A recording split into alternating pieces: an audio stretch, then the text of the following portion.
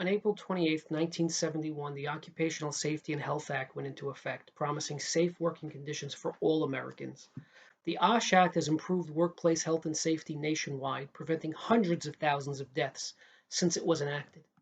The union movement fought hard for this.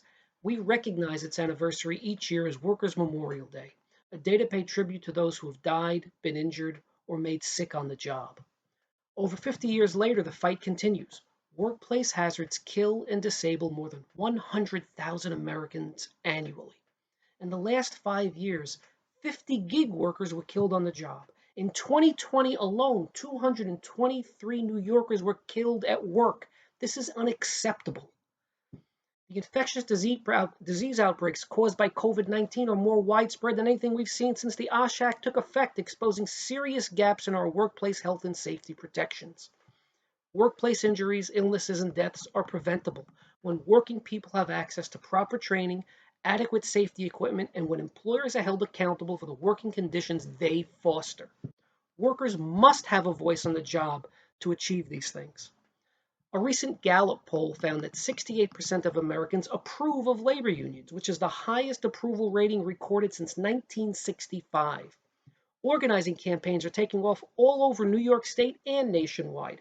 Working people understand that they have to come together to obtain the workplace protections they deserve.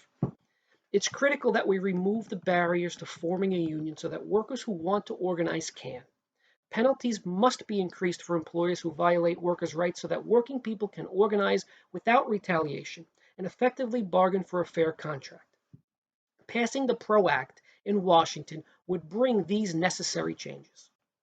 It's also important that we strengthen the Occupational Safety and Health Administration and provide them with the resources they need to enforce safe working environments.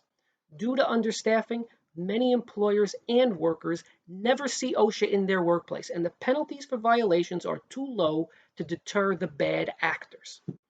OSHA protection should be expanded to the millions of workers without it. Penalties should be strengthened, and stronger anti-retaliation provisions need to be put in place. The COVID-19 pandemic taught us that we must have a system to protect workers from airborne infectious disease outbreaks.